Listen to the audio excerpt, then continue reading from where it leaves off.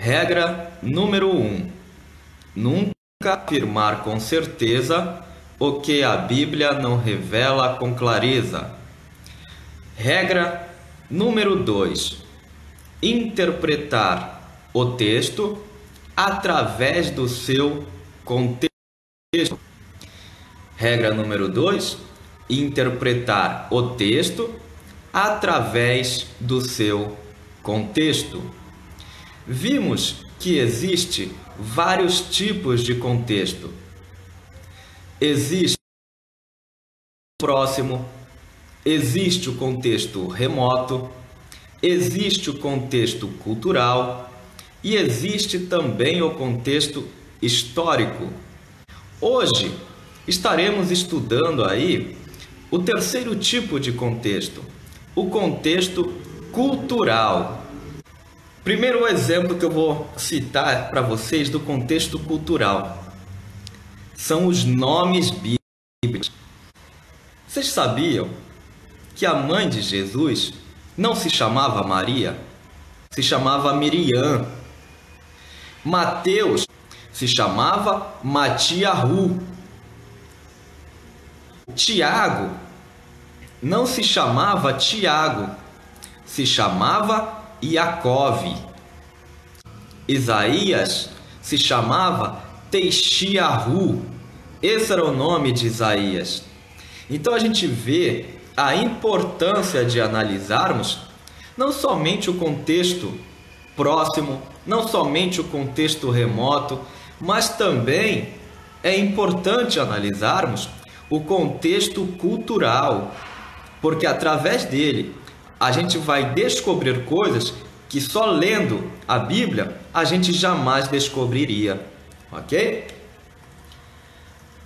Agora, abram a Bíblia aí em Marcos, capítulo 14, versículo 12 até o 16.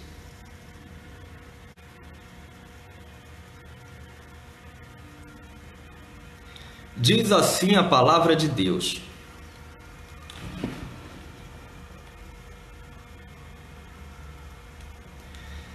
E no primeiro dia da festa dos pães asmos, quando sacrificavam a Páscoa, disseram-lhe os discípulos: Aonde queres que vamos fazer os para comer a Páscoa? E enviou 2 dos seus discípulos e disse-lhes: Ide à cidade, e um homem que leva um cântaro de água vos encontrará. Segue-o, e onde quer que entrar, dizei ao senhor da casa: O mestre diz: Onde está o aposento em que hei de comer a Páscoa com os meus discípulos? E ele vos mostrará um grande cenáculo mobiliado e preparado. Preparai-a ali. A gente vê Jesus dizendo aos discípulos para irem até a cidade, que ali um homem carregando um cântaro passaria lá, e eles deveriam seguir esse homem. Primeiro, o homem que carregava o cântaro passou. Segundo, este homem bateria na porta de uma determinada residência, e onde ele batesse na porta, o dono teria um local para oferecer a Jesus para os preparativos da Páscoa. Eles seguiram o homem, bateram na porta e lá perguntaram onde estava o local onde Jesus prepararia a Páscoa. E como Jesus havia dito, assim sucedeu. O dono da casa, ele forneceu o local para que os preparativos da Páscoa fossem realizados. Então a gente vê vários milagres, várias manifestações sobrenaturais nesta passagem. Só que tem uma que só quem analisar o contexto cultural a encontrará, que é o que eu digo, é o milagre por trás do milagre. Quando a gente analisa o contexto cultural, a gente vai ver um outro milagre oculto aí. Qual seria esse milagre? Jesus disse para que os discípulos fossem até a cidade e lá seguissem o homem que estivesse carregando um cântaro de água. A pergunta é: como eles saberiam qual deles que estavam carregando o cântaro de água eles deveriam seguir? É muito simples, gente. Na cultura hebraica, você vai ver que lá, homem não carrega cântaro de água. Quem carrega cântaro de água é mulher.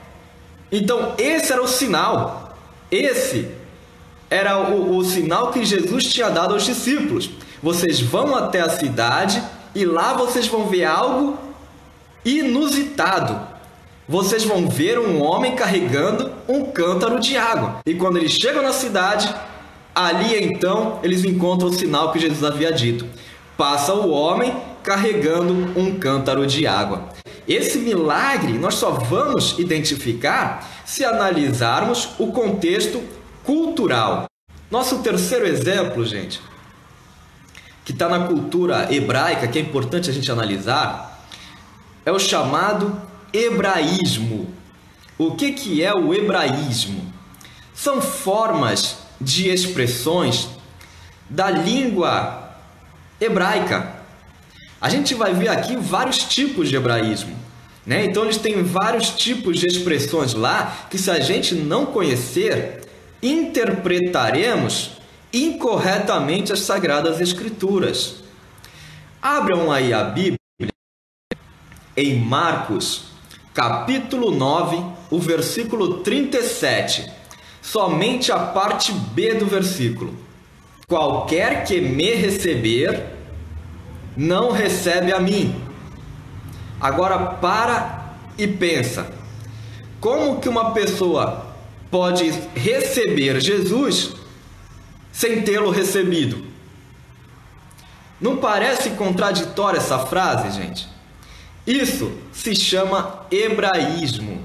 É uma expressão, uma forma de expressão da língua hebraica.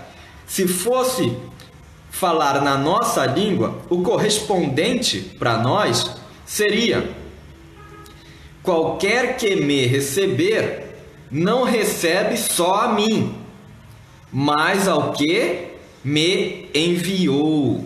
Um outro exemplo de hebraísmo. Abram aí a Bíblia em João, capítulo 6, versículo 27. Diz assim: não trabalhem pela comida que perece, mas pela comida que permanece para a vida eterna. Quem não conhece os princípios de interpretação da Bíblia pode até achar que Jesus está proibindo o trabalho, quando diz: não trabalhem pela comida que perece. Só que, na verdade, Jesus não estava proibindo o trabalho. Isso, gente, é uma outra forma de hebraísmo. Na nossa língua, o correspondente seria: não trabalhem somente pela comida que perece, mas pela comida que permanece para a vida eterna. Então, veja a importância de analisarmos a Bíblia dentro dos princípios e regras de interpretação. Como nós sabemos, Abraão teve somente 3 filhos. O primeiro filho de Abraão foi Ismael, o seu primogênito. O segundo filho de Abraão, Isaque, foi o filho da promessa. E o terceiro filho de Abraão, que poucos conhecem, muitos já cristãos há muito tempo, gente, e nem fazem ideia de quem seja. Abram a Bíblia aí em Lucas, capítulo 19, versículo 9. Diz assim a palavra de Deus: Jesus lhe disse: hoje houve salvação nesta casa, porque este também é filho de Abraão. Este quem, gente? Zaqueu. Você vai ver que Jesus declara: este também é filho de Abraão. Pergunto: Zaqueu é irmão de Isaque? Não. Ismael é irmão de Zaqueu? Também não. Isso se chama hebraísmo. Era uma forma de expressão da língua hebraica, uma maneira de designar um ascendente distante. Então, você vai ver que Zaqueu, ele tinha como ascendente Abraão. Então, quando diz este também é filho de Abraão, esta era uma forma de designar um ascendente remoto. A Bíblia diz que Jesus é filho de Davi. Só que não. Jesus é filho de José. Como isso se chama? Hebraísmo. Nosso outro exemplo que podemos citar está em Zacarias, capítulo 14, versículo 17. Diz assim a palavra de Deus: e acontecerá que, se alguma das famílias da terra não subir a Jerusalém para adorar o Rei, o Senhor dos Exércitos, não virá sobre ele a chuva. Notem esta expressão: subir a Jerusalém. Gente, Jerusalém foi escolhida como uma cidade onde Deus ali colocaria o seu nome. E por ser um local escolhido por Deus, todas as vezes em que alguém se dirigir a Jerusalém, sempre usará a seguinte expressão: subir a Jerusalém, como uma forma de reverência. Por mais que uma pessoa esteja nos mais altos montes da terra e vá para Jerusalém, nunca irá dizer que ela vai descer para Jerusalém, porque isso seria, na linguagem hebraica, na cultura hebraica, uma forma irreverente. Então veja a importância de analisarmos o contexto cultural, ok? Agora, o nosso quarto exemplo de hoje está lá em Mateus, capítulo 8, o versículo 28 até o 34. Mateus, capítulo 8, o versículo 28 até o versículo 34. Por ser extenso o texto, eu não vou ficar lendo, mas você pode acompanhar aí. Eu vou dizer praticamente o que aconteceu nesse texto. Havia dois jovens que estavam possessos. E esses dois jovens, eles moravam numa cidade chamada Gadara, que ficava do outro lado do mar. O povo de Gadara, eles tinham uma grande estima pela criação de porcos. E na mesma cidade, dois jovens, possessos de demônios, viviam nos sepulcros. E a Bíblia diz que eles viviam nus, ficavam lá expostos ao tempo, ao frio, ao calor, até que Jesus então resolve ir até a cidade de Gadara. Quando ele vai para a cidade de Gadara, uma enorme tempestade se levanta no meio do mar, a ponto de o barco quase afundar. Então acordam Jesus, o qual encontrava-se dormindo, e dizem: Mestre, nós vamos perecer. E então Jesus se levanta e diz: Por que temeis, ó homens de pouca fé? E diz que Jesus então repreende a tempestade. Ele diz: Mar, acalma-te, vento, aquieta-te. E diz que o mar se acalmou e o vento se aquietou.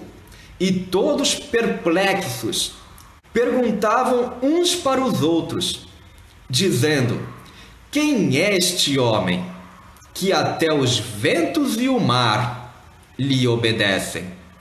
E diz que quando eles chegam à cidade de Gadara, aqueles jovens que estavam possessos de demônios lhe saem ao encontro, e logo a pergunta que fizeram no barco é respondida.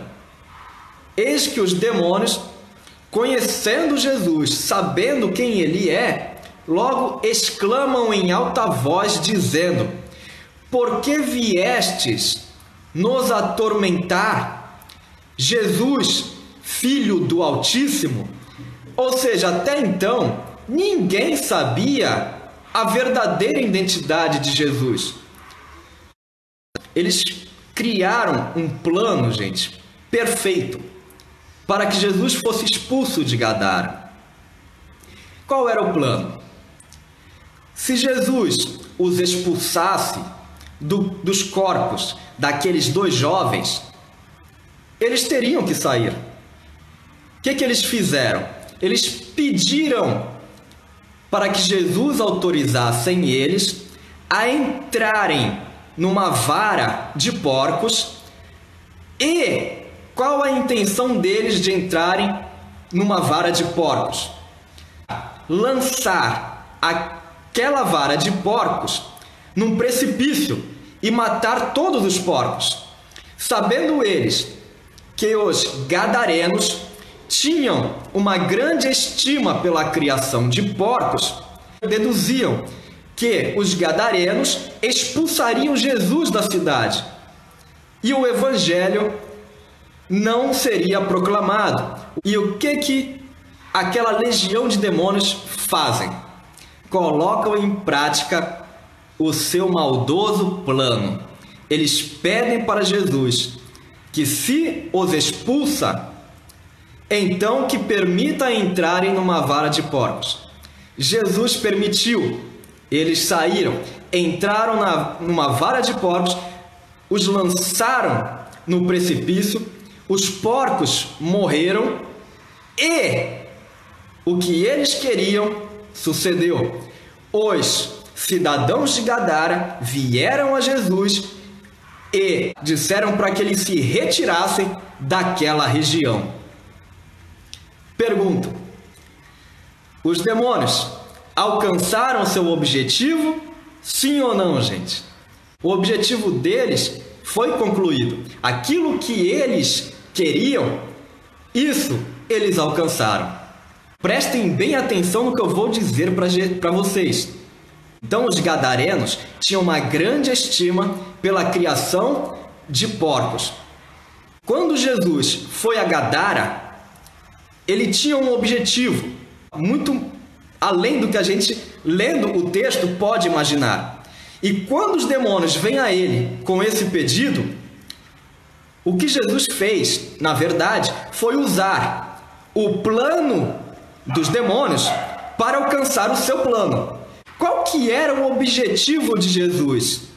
Dar uma lição aos moradores de Gadara e ensinar para eles que, para Deus, uma só alma vale mais do que 1000 porcos.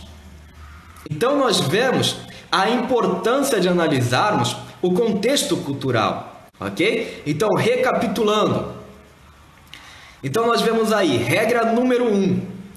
Nunca afirmar com certeza o que a Bíblia não revela com clareza. Regra número 2. Interpretar o texto através do seu contexto. Vimos que existem vários tipos de contexto. O primeiro contexto que vimos foi o contexto próximo.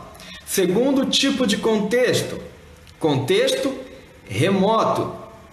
Hoje analisamos aí o contexto cultural. E na aula que vem estaremos analisando o quarto tipo de contexto, que é o contexto histórico. Então, não percam a próxima aula, onde estaremos falando sobre o contexto histórico.